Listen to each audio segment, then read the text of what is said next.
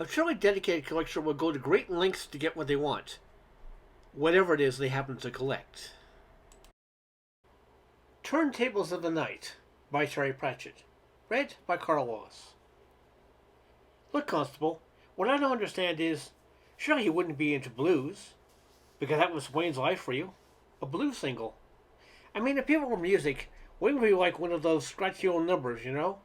Re-recorded about 100 times for the original phonograph cylinder or whatever, with some old guy with a name like Deaf Orange Robinson standing knee-deep in the Mississippi and moaning through his nose. You think he'd be more into heavy metal or meatloaf for someone, but I suppose he's into everyone, eventually. What? Yeah, that's my van, with Hellfire Disco painted on it. Wayne can't drive, you see. He's just not interested in anything like that. Remember when I got my first car and we went on holiday and I did the driving? Okay, also the repairing. And Wayne worked the radio, trying to keep the pirate stations tuned in. He didn't really care where we went, as long as it was high ground to Caroline or London or whatever. I didn't care where we went, as long as we went. I was always more into cars than music. Until now, I think. I don't think I want to drive a car again. I keep wondering who'd suddenly turn up on the passenger seat. Sorry. So, yeah. The disco. Well, the deal was that I supplied the van, we split the cost of the gear, and Wayne to supply the records. It was really my idea. I mean, it seemed a pretty good bet. Wayne lives with his mum, but they're down to 2 rooms now because of his record collection. Lots of people collect records, but I reckon Wayne really wanted to own everyone that was ever made. His idea of a fine outing was going to some old store in some old town and rummaging through the stock and coming up with something with someone with a name like Sid Sputnik and the Spaceman. But the funny thing was, you get back to his room and you go to a shelf and push all the records aside, and be there this neat brown envelope with the name and date on it and everything, waiting. Or to get me to drive all the way down to Preston or somewhere to find some guy who's a self-employed plumber now, but maybe back in '61 called himself Ronnie Sequin and made it to number 152 on the charts. Just to see if he got a spare copy of his one record, which was really so naff you couldn't even find it in the specialist stores. Wayne was the kind of collector who couldn't bear a hole in his collection. That was religious, really. He could out-talk John Peel in any case, but the records he really knew about were the ones he hadn't got. He'd wait years to get some practically demo disc of a punk group who probably died of safety pin tetanus. By the time he got his hands on it, he'd be able to recite everything down to the name of the cleaning lady who scrubbed it in the studio afterwards. Like I said, a collector. So I thought, what more do you need to run a disco? Well, basically, just about everything which Wade hadn't got. Looks, clothes, common sense, some kind of an idea about electrical wiring, and the ability to wrap it on like a Pratt.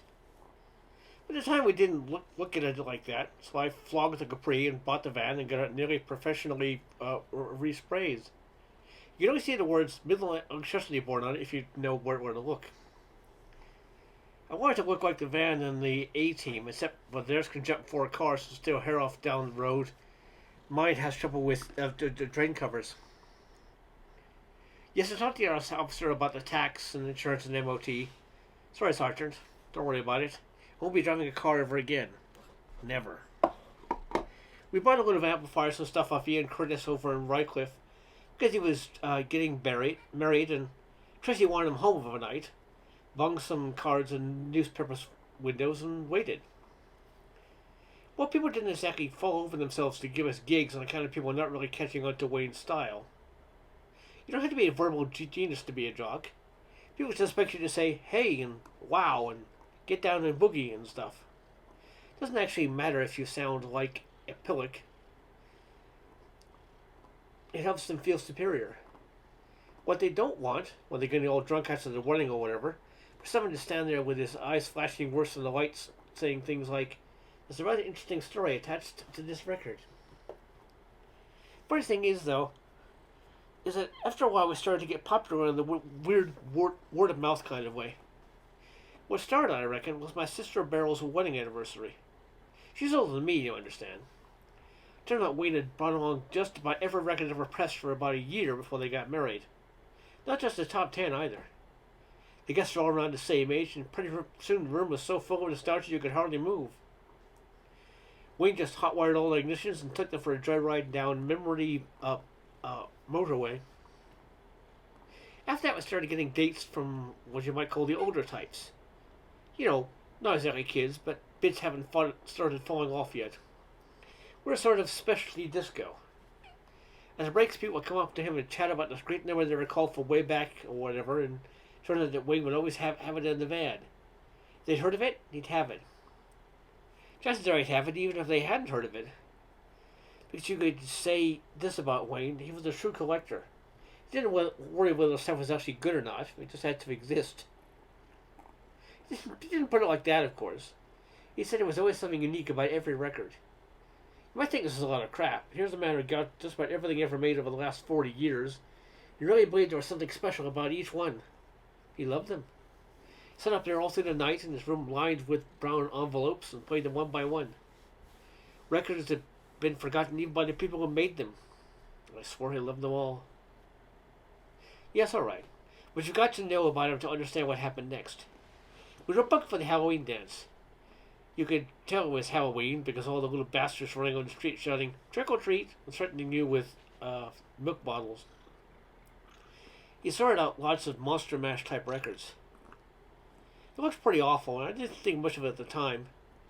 I mean, he always looked awful. It was his normal look. It came from spending years indoors listening to records. Plus he had this bad heart and asthma and everything.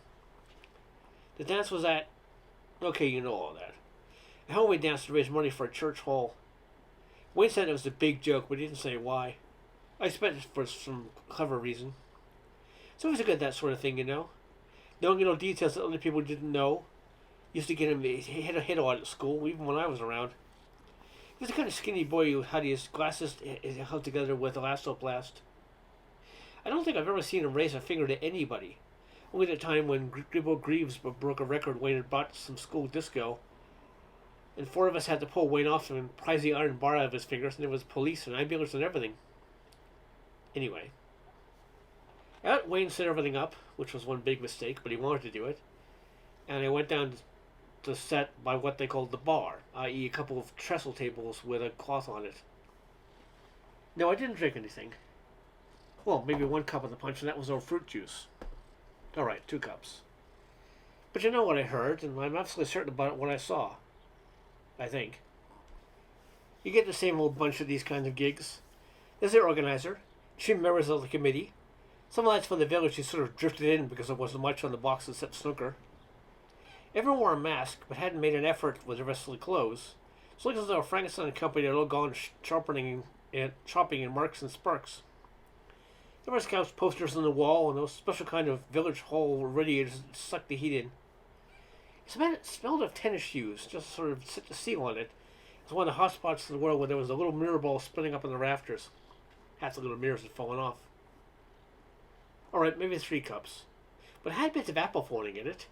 Nothing serious, there's little bits of apple floating in it. Wayne started with a few hot numbers to get them stomping.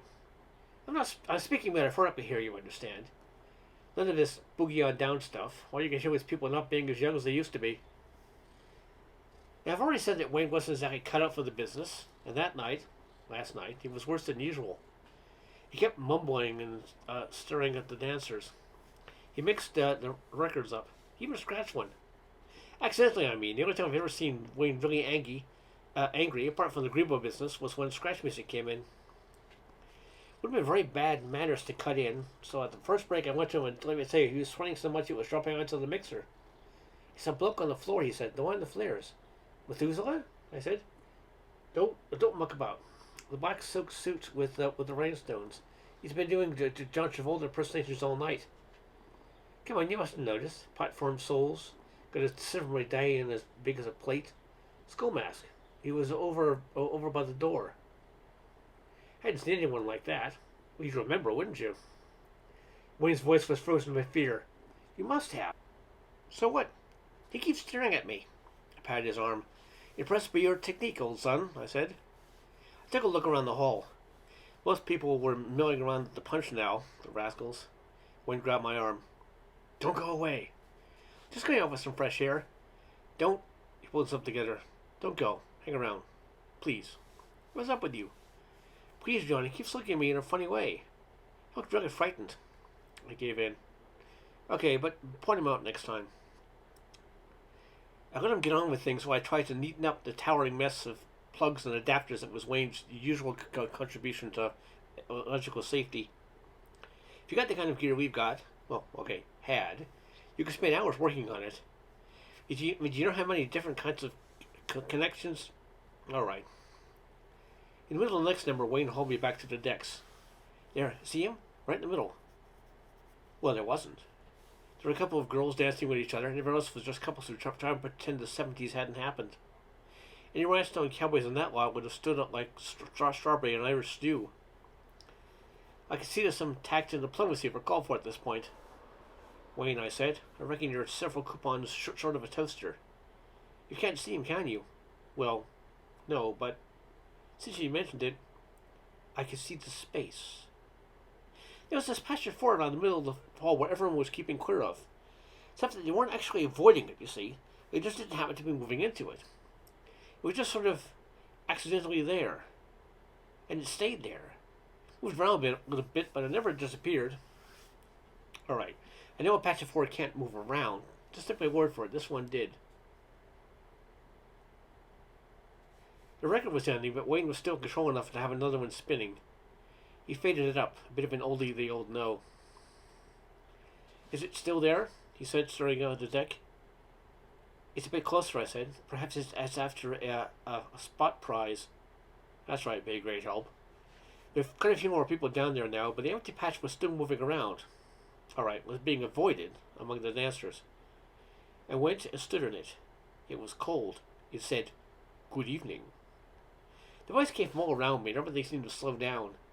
Dancers were just statues in a kind of black fog, the music a low rumble. Where are you? Behind you. Now, at a time like this, the impulse is just turn around, but you'd be amazed at how good I was at resisting it. You've been frightening my friend, I said. I did not intend to. Push off. That doesn't work, I'm afraid. I did turn around then. He was about 7 feet tall in his platform soles. And yes, he wore flares, but somebody would expect that. Wayne had said they were black, but that wasn't true. They weren't any color at all. They were simply closed-shaped holes into somewhere else. Black would have looked blinding white by comparison. It did look a bit like John Travolta from the waist down, but only if you buried him for about 3 months. It really was a skull mask. You could see the string. Come here often, do you? I am always around. Can't say I noticed you. And I would have done. You don't meet many 7-foot, 7-stone people every day, especially ones that walked as if they had to think about every muscle movement in advance and acted as though they were alive and dead at the same time. Like Cliff Richard. Your friend has an interesting collection of music. Yes, he's a collector, you know. I know. Could you please introduce me to him? Could I stop you? I doubt it. Alright, perhaps 4 cups. But the lady serving said it was hardly anything in it except orange squash and homemade wine, and she looked like a dear old soul. Apart from the Wolfman mask, that is. But I know all dancers were standing like statues, and the music was just a faint buzz, and there were all these purple and blue shadows around everything. I mean, drink doesn't do that. Wayne wasn't affected. He stood with his mouth open watching us. Wayne, I said, this is a friend. Whose? I said. You could tell I didn't take to the person because his flares were huge and he wore one of those silver identity bracelets on his wrist, the sort you could moor a battleship with. It looked so posy. In fact, his wrist was solid bone, wasn't doing anything to help either. I kept thinking there was a cushion on to be Jimmy too, but I couldn't quite get a running start. My head seemed to be full of wool. Everyone's, he said, sooner or later. I understand you're something of a collector. Well, in a small, said Wayne. I got you're almost as keen as I am, Wayne. Wayne's face lit up. That was Wayne, all right. I swear if you shot him, he'd come back alive again if he had a chance to talk about his hobby. Sorry, his lifetime's work. Gosh, he said. Are you a collector? Absolutely. Wayne peered him. We haven't met before, have we? He said. I go to most of the collectors' meetings. Were you at the Wenheimer Record Fest and auction? I don't recall. I go to so many things. That was the one where the auctioneer had a heart attack. Oh, yes. Seemed to remember popping in just for a few minutes.